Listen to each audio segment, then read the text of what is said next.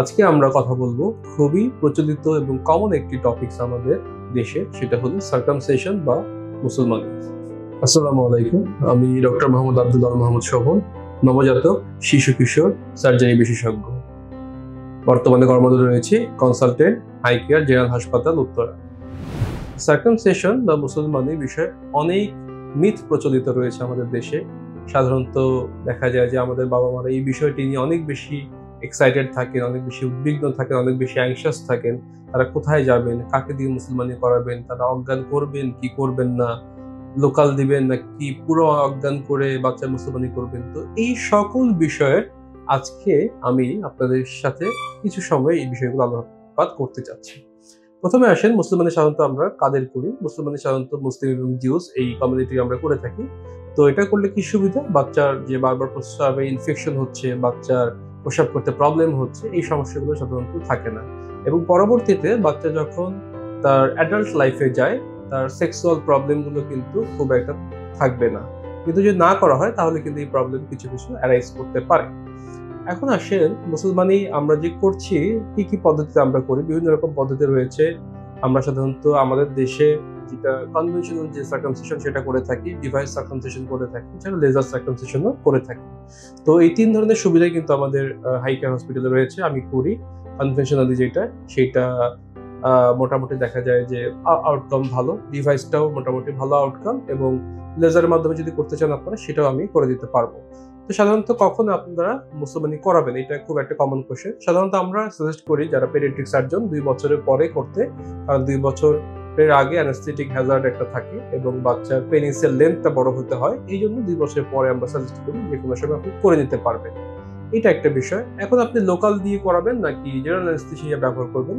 তো এই বিষয়টা বলি যে লোকাল দিয়েও যদি আপনি করতে চান অথবা জেনারেল অ্যানেস্থেসিয়া যেভাবে আপনি করতে চান না কেন, আমাদের সেই ফ্যাসিলিটিস রয়েছে, আমরা সেই ব্যবস্থা করে দিব। কিন্তু লোকাল দিয়ে যদিও করেন, আমি সেক্ষেত্রে সাজেস্ট করবো অবশ্যই অ্যানেস্থেসিয়া টিম আমাদের সাথে থাকবে। কারণ বাচ্চা লোকাল দেওয়ার পরে অন এন অ্যাভারেজ দেখা যায় যে 10টা বাচ্চার মধ্যে একটা বাচ্চা হঠাৎ করে কার্ডিয়াক অ্যারেস্ট হয়ে যায়, বাচ্চা খারাপ হয়ে যেতে পারে। এই খারাপ যদি যাতে না হয়, এই জন্য আমরা সবসময় আমাদের প্রিকশন হিসেবে অ্যানেস্থেসিয়া টিমকে রেখে দিই। তো আপনারা যদি লোকাল প্রেফার করেন লোকাল, আপনারা যদি জেনারেল অ্যানেস্থেসিয়া প্রেফার করেন জেনারেল অ্যানেস্থেসিয়া। এবং দেখা যায় যে বাচ্চা মোটামুটি আমরা কিন্তু ভর্তি রাখি না, অপারেশন করে 1-1.5 ঘন্টা পরেই কিন্তু বাসায় চলে যেতে পারে। এবং দেখা যায় খুবই স্মুথলি কিন্তু দেখা যাচ্ছে বাচ্চা 2-4-5 দিন বা 7 দিনের মধ্যে কিন্তু ওউন্ডটা হিল হয়ে যাচ্ছে, বাচ্চা ঘা শুকিয়ে যায় এবং বাচ্চা কিন্তু স্বাভাবিকভাবে তার স্কুলে পড়াশোনায় কিন্তু ফিরতে পারছে। এই ইস্যুগুলো সবসময়ই আপনাদেরকে মাথায় রাখতে হবে। এখন আসি যে সার্কামসিশন আপনারা কাকে দিয়ে করাবেন? অবশ্যই একজন এমবিবিএস পাস করা ডক্টর অথবা সার্জন, যারা জেনারেল সার্জারি অথবা পেডিয়াট্রিক সার্জারি সার্জন থেকে দিয়ে আপনারা করাতে পারেন, তারা মোটামুটি অভিজ্ঞ। অবশ্যই আপনারা হাজাম দিয়ে অথবা যত্রতত্র ডিভাইস সার্কামসিশন হচ্ছে যারা আসলে নন মেডিকেল পার্সন, তাদেরকে দিয়ে না করানোরই অনুরোধ করব। কারণ করতে গেলে হয়তো বা 10টা বাচ্চার মধ্যে একটা বাচ্চা কিন্তু খারাপ হয়ে যেতে পারে বা 2টা বাচ্চা খারাপ হয়ে যেতে পারে। সেই একটা বা 2টা বাচ্চা যে আপনার বাচ্চা হবে না, সেই গ্যারান্টি কিন্তু কেউ দিতে পারছে না। আমরা মুসলমানিগুলো যে করছি এখানে, আমরা কিন্তু রেগুলার বেসিসে মুসলমানি করছি এবং আমরা কিন্তু খুবই সেফটির সাথে এবং সিকিউরিটির সাথে এই বিষয়গুলো এনশিওর করে কিন্তু মুসলমানি করছি। এবং অনেক বাচ্চা আমি রিসেন্ট টাইমে পেয়েছি মুসলমানির বাইরে হাজম দিয়ে করিয়েছি, ডিভাইস দিয়ে করিয়েছে, তাদের চামড়া উঠিয়ে ফেলেছে, তাদের গ্লান্স পেনিস কেটে ফেলেছে, তাদের পেনিসটা 30 থেকে 90 ডিগ্রি পর্যন্ত বাঁকা হয়ে গিয়েছে এবং পরবর্তীতে সেগুলো আমি অপারেশন করেছি। দেখা যাচ্ছে অর্থোপ্লাস্টি করা লাগতেছে, বাচ্চার যে পেনিস বাঁকা ছিল সেটাকে সোজা করতে হচ্ছে। এরকম অনেক ছবি আমার কাছে আছে, ভিডিও আমার কাছে আছে যে বাচ্চা বাইরে মুসলমানি করিয়েছে, পেনিস বাঁকা হয়ে গিয়েছে, বাচ্চার চামড়া উঠে গিয়েছে, পেনিসে গ্ল্যান্স কেটে ফেলেছে, ডিভাইস আটকে আমাদের কাছে পাঠিয়েছে। সো এগুলো কিন্তু আমরা খুব কমনলি পাই, আমরা কিন্তু হয়তো প্রচার করি না।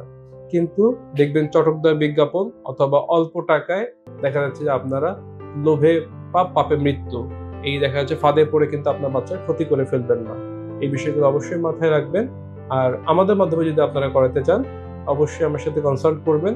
আমি বাচ্চা দেখবো, বাচ্চার পেনিস দেখবো, বাচ্চার বয়স দেখবো, অ্যানেস্থেসিয়া টিমের সাথে আপনারা কথা বলবেন। কথা বলার পর আপনারা এগ্রি হইলে আমরা করে দেবো ইনশাল্লাহ। আমরা স্বল্প খরচে হাই কেয়ারে রেগুলার বেসিসে মুসলমানি করছি।